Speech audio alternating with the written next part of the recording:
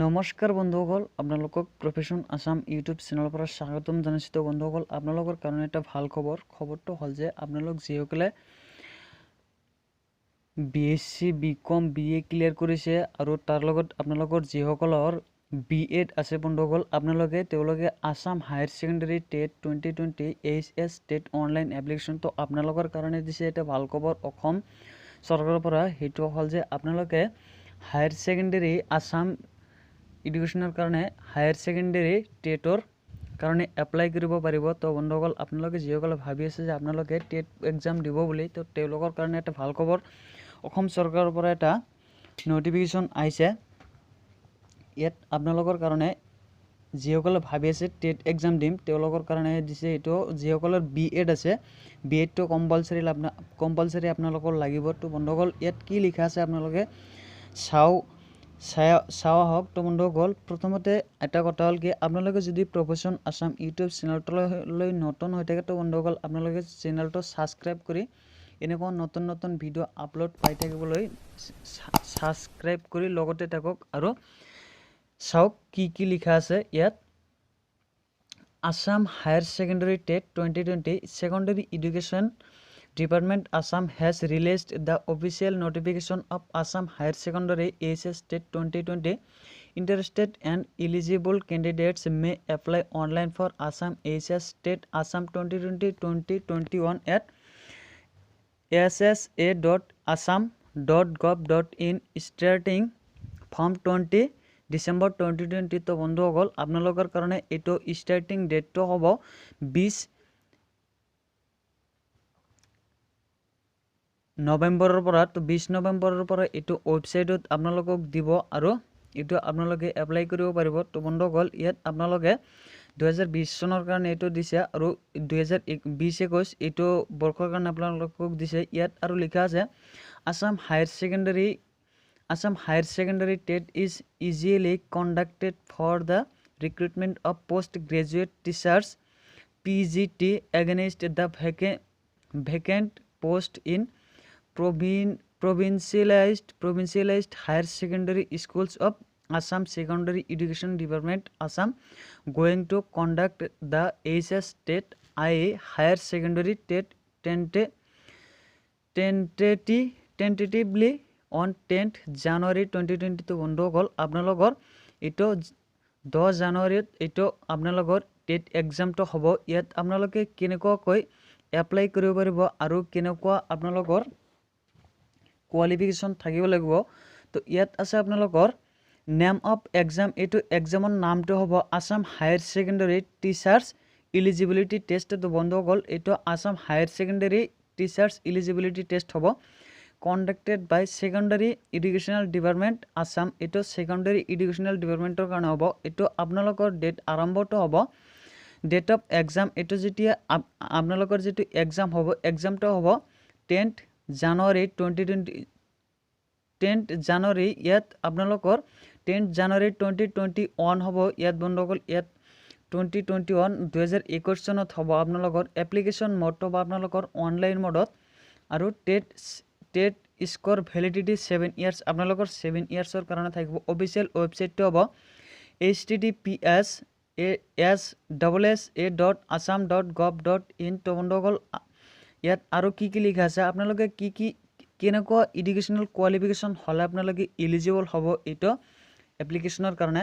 Educational qualification আপোনালোকৰ লাগিব post graduation with at least 50% marks or its equivalent from recognized university and Bachelor of Educational B.Ed from National Council for Teachers Education recognized institution, but degrees obtained from of campus and distance education institutions shall not be considered as valid if the territorial jurisdiction of the institution of beyond their approved jurisdiction than the institution and the subject in which the degree is awarded must have approval of UGC and all other concerned authorities। তো বন্ধুসকল, ইয়াত আপোনালোকৰ ৰেচিডেণ্টশ্বিপ ইয়াতে দিছে candidate must be a citizen of India and permanent resident of Assam. আপুনি must be ভাৰতবৰ্ষৰ এজন নাগৰিক হ'ব লাগিব আৰু আপুনি পাৰ্মানেণ্ট ৰেচিডেণ্ট হ'ব লাগিব অসমৰ। আপুনি অসমৰ এজন অসমত বসবাস কৰা এজন নাগৰিক হ'ব লাগিব আৰু আপোনাৰ এজ লিমিটটো ইয়াত দিয়া আছে। Age of the candidate must not be less than 21 years of age. তো বন্ধুসকল আপোনালোকৰ যিসকলৰ বয়স 21 বছৰৰ তলত আছে তেওঁলোকে এইটো এপ্লাই কৰিব নোৱাৰিব। 21 বছৰৰ তলত হ'লে আপোনালোকে এপ্লাই কৰিব নোৱাৰে। At the time of appointment in government schools upper and lower again limit will be applicable as per the government rules act prevailing at that time. তো বন্ধুসকল যেতিয়া আপোনালোকৰ এপইণ্টমেণ্ট দিব তেতিয়া আপোনালোকৰ বয়স হ'ব লাগিব 21 বছৰৰ ওপৰত বা 21 বছৰ হ'ব লাগিব। এপ্লিকেশ্যন ফিজ ইয়াত আপোনালোকৰ এপ্লিকেশ্যন ফিজটো দিব দিছে। ইয়াত এপ্লিকেশ্যন ফিজটো দিছে জেনেৰেল কেণ্ডিডেটছ, যিসকল জেনেৰেল কেণ্ডিডেটছ আছে তেওঁলোকৰ কাৰণে 500 আৰু যিসকল SC ST OBC MOBC and PWD candidates তেওঁলোকৰ কাৰণে 300 আৰু payment mode fees need to be paid in online mode only. তো বন্ধুসকল আপোনালোকে অনলাইন মোডত আপোনালোকে পে'মেণ্ট কৰি দিব পাৰিব। আৰু ইয়াত আপোনালোকৰ কোনকেইটা জোনত পৰীক্ষা হ'ব ইয়াত জোনকেইটা দিয়া আছে Assam higher secondary TET 2020 Jones. আপোনালোকৰ এইটো জোনছটো হ'ব আপোনালোকৰ বৰপেটা, বঙাইগাঁও, দৰং, ধুবুৰী, ডিব্ৰুগড়, গুৱাহাটী, হাফলং, যোৰহাট, লখিমপুৰ, কোকৰাঝাৰ, নগাঁও, শিলচৰ, তেজপুৰ, ধেমাজি। তো বন্ধুসকল আপোনালোকে এইটো এই 15টা ডিষ্ট্ৰিক্টত আপোনালোকৰ এইটো 15টা ডিষ্ট্ৰিক্টত ৱাইজ আপোনালোকৰ এক্সামটো হ'ব। Not applicant has to select one of the zone for appearing in the examination. In case of higher number of applications, the zones may be increased if required. তো বন্ধুসকল আপোনালোকে এই 15টাৰ ভিতৰত যিকোনো এটা আপোনালোকে সিলেক্ট কৰিব পাৰিব। তো বন্ধুসকল আপোনাৰ য'ত পছন্দ হয় তাতে আপুনি সিলেক্ট কৰি দিব পাৰে। আৰু ইয়াত আপোনালোকৰ আছে structure and syllabus of Assam higher secondary TET. ইয়াত স্ট্ৰাকচাৰ দি দিছে বন্ধুসকল। The examination shall be for 200 marks. আপোনালোকৰ 200 মাৰ্কছৰ এক্সাম হ'ব উইথ 2 পেপাৰ দুটা হ'ব, পেপাৰ 1 এণ্ড পেপাৰ 2। আপোনালোকৰ 1 পেপাৰ আৰু 2 পেপাৰ হ'ব অফ 200 মাল্টিপ্লাই চইচ কুৱেশ্যন। আপোনালোকৰ 200টা মাল্টিপ্লাই চইচ কুৱেশ্যন হ'ব। Is one of them carrying equal marks. তো বন্ধুসকল আপোনালোকে দুয়োটাতে ইকুৱেল মাৰ্ক থাকিব লাগিব। Paper 1 common to all candidates আৰু এটা হ'ল paper 2 option A commerce, option B science, option C general studies and current affairs. তো বন্ধুসকল ইয়াত দুটা টাইপৰ কুৱেশ্যন হ'ব। কুৱেশ্যনটো দুটা টাইপৰ পেপাৰ হ'ব। এটা হ'ল পেপাৰ 1টো হ'ল কমন টু অল কেণ্ডিডেটছ। তো বন্ধুসকল আপোনালোকে যিসকলে আৰ্টছ, কমাৰ্চ, ছায়েন্সৰ ষ্টুডেণ্ট আছে সকলোৱে আপোনালোকে পেপাৰ 1টো কৰিব পাৰিব। আৰু পেপাৰ 2টো হ'ল আপোনালোকৰ optional.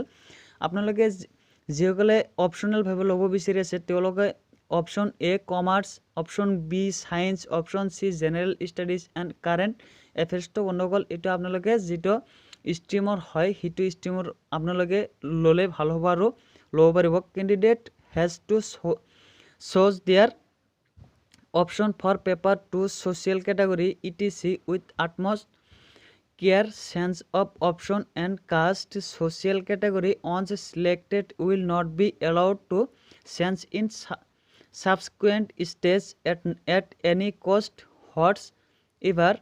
Question paper will be available in English, Assamese, Bengali and Bodo language. তো বন্ধুসকল আপোনালোকৰ যিটো মিডিয়ামত হয় আপোনালোকে সেইটো মিডিয়ামত কুৱেশ্যনবিলাক কৰিব পাৰিব। এছামিছ আছে, ইংলিছ আছে, বেংগালী আছে, বড়ো লেংগুৱেজ আছে।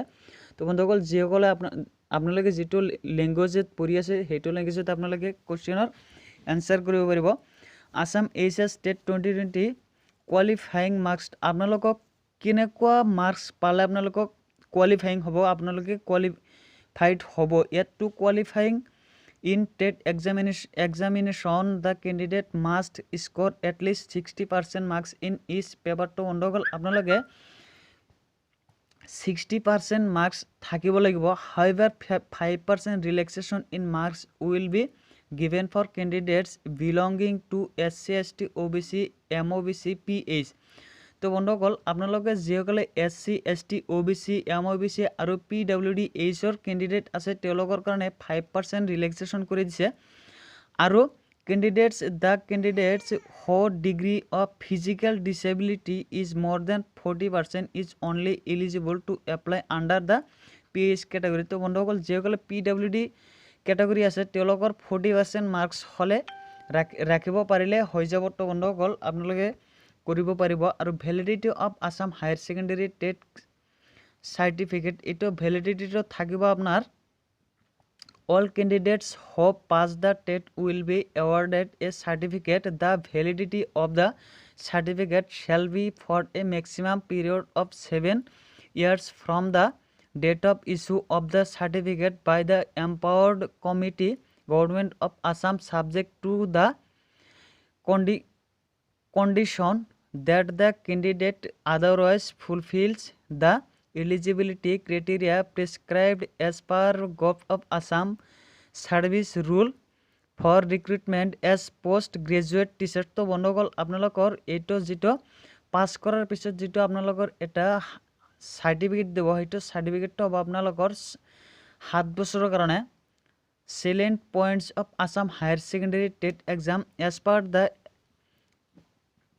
aforesaid service rules in addition to such academic and professional qualification mentioned in the schedule for direct recruitment to the post. All candidates shall have to appear and pass in the teachers eligibility test conducted by the government scoring minimum 60% marks in case of general category candidates and minimum of 55% marks in case of SC ST OBC MOBC PH candidates. B.Ed degree received from up campus centers or unrecognized institutions universities shall not be accepted তো বন্ধুসকল আপোনালোকে যিসকলে B.Ed আছে তেওঁলোকৰ B.Ed নহলে এইটো exam আপোনালোকে দিব নোৱাৰিব আৰু এইটো আপোনালোকে এপ্লাই কৰিব নোৱাৰিব step to apply for Assam higher secondary TET আপোনালোকে কোনটো স্টেপত আপোনালোকে কেনেকৈ এপ্লাই কৰিব পাৰিব ইয়াত এলিজিবল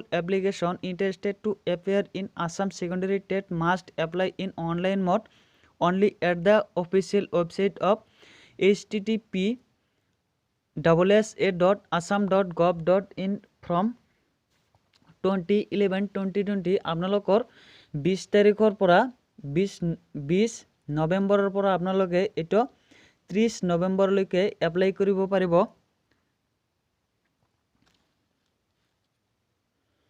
আৰু তো বন্ধুসকল আপোনালোকে এটো এটা মনত ৰাখিব লাগিব যে important dates of Assam as a state যেগলে আপোনালোকে এটো আসাম হায়াৰ সেকেন্ডাৰী টেটৰ কাৰণে যেগলে ইচ্ছুক তেওঁলোকৰ এইটো কথা মনত ৰাখিব লাগিব যে 2011-2020 তো বন্ধুসকল 20 নৱেম্বৰৰ পৰা আপোনালোকে এপ্লাই কৰিব পাৰিব 2020 চনৰ আৰু 30 নৱেম্বৰলৈকে এইটো এপ্লিকেশনৰ হেক তাৰিখ আৰু আপোনালোকে পেমেন্ট কৰিব পাৰিব last date of fees payment আপোনালোকে পেমেন্ট কৰিব পাৰিব 3/12/2020 আপোনালোকে ডিসেম্বৰৰ 3 তাৰিখলৈকে এটো পেমেন্ট ফিজ পেমেন্ট কৰিব পাৰিব আৰু ডেট অফ এক্সামিনেশন আপোনালোকৰ যেটো টেট এক্সামিনেশনটো হ'ব হেইটো আপোনালোকৰ হ'ব 10/1/2021 তো বন্ধুসকল আপোনালোকৰ 2021 চনৰ জানুৱাৰী 10 তাৰিখত আপোনালোকৰ এটো এক্সামটো হ'ব তো বন্ধুসকল যদি ভিডিওটো ভাল লাগে তেনহলে লাইক কমেন্ট শেয়ার আৰু আপোনালোকৰ বন্ধুসকল যিসকল এটো এক্সামৰ কাৰণে ইচ্ছুক হয় তেওঁলোকৰ লগত আপোনালোকে শেয়াৰ কৰিব পাৰে আৰু যদি আপুনি এইটো ভিডিওৰ হেকত আপোনালোকৰ মই ডেসক্ৰিপশন বক্সত আপোনালোকৰ কাৰণে লিংকটো দি দিম তাত গৈ আপোনালোকে চাব পাৰিব আৰু যদি আপুনি এইটো চেনেলত নতুন হৈ থাকে তেনহলে চেনেলটো সাবস্ক্ৰাইব কৰি লগতে থাকক আৰু বেল আইকনটো প্ৰেছ কৰি ৰাখক তো আজিলৈকে ইমানেই বন্ধুসকল নেক্সট ভিডিওত আকৌ লগ পাম তো ভিডিওটো চোৱাৰ বাবে সকলোকে ধন্যবাদ জ্ঞাপন কৰিছো।